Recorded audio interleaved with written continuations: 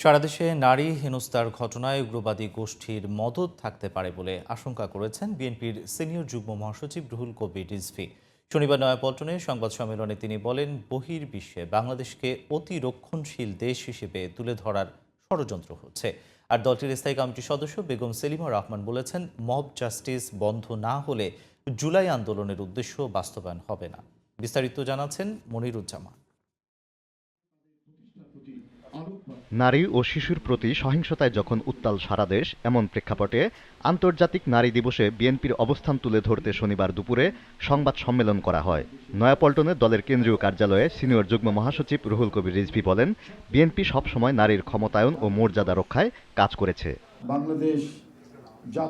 সম্প্রতি নারীর ওপর সহিংসতা বেড়ে যাওয়ায় উদ্বেগ প্রকাশ করে রুহুল কবির রিজভী বলেন, ষড়যন্ত্রের অংশ হিসেবে দেশব্যাপী নারী হেনস্থার ঘটনা ঘটছে। যাদের লক্ষ্য বাংলাদেশকে একটি অতি রক্ষণশীল রাষ্ট্রে বানানো, যেন নারীরা নিজ দেশে অধিকারহীন হয়ে পড়েন, কোনোভাবেই যেন জঙ্গিবাদ মাথাচাড়া দিয়ে না উঠতে পারে।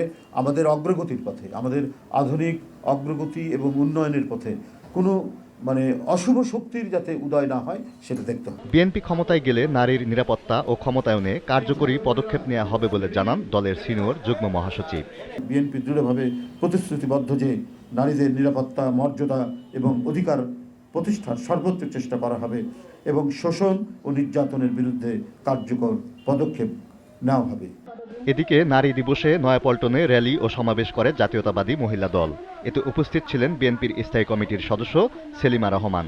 র্যালির আগে সংক্ষিপ্ত সমাবেশে তিনি অভিযোগ করেন, নারীর সহিংসতার ঘটনায় সরকার কার্যকর পদক্ষেপ নিতে ব্যর্থ। কেন এখনো নারী ধর্ষণ হচ্ছে, বাসে ধর্ষণ হচ্ছে, পথে ঘাটে নারীকে নির্যাতন, নারীকে হেনস্থা করা হচ্ছে।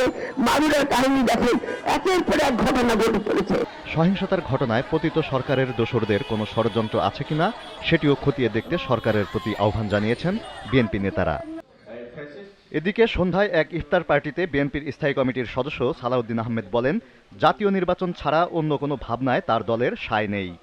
সংবিধানের ব্যাপক সংশোধনী এনে সেটাকে নতুন সংবিধান বলতে পারি, এটাকে যদি আপনারা মন চায় কেউ সেকেন্ড রিপাবলিক বলতে পারেন, আমাদের তো অসুবিধা নাই। এখানে কোনো জাতীয় ক্ষমতা এই বিষয়ে হয়তো হবে না। একটা মেজর পলিটিক্যাল পার্টির সদস্য হিসেবে আমি আপনাদের সামনে বলে যেতে পারি যে জাতীয় সংসদ নির্বাচনই হবে আমাদের সবচেয়ে জরুরি এবং অগ্রাধিকার। Moniruzzaman, GTV news, Dhaka.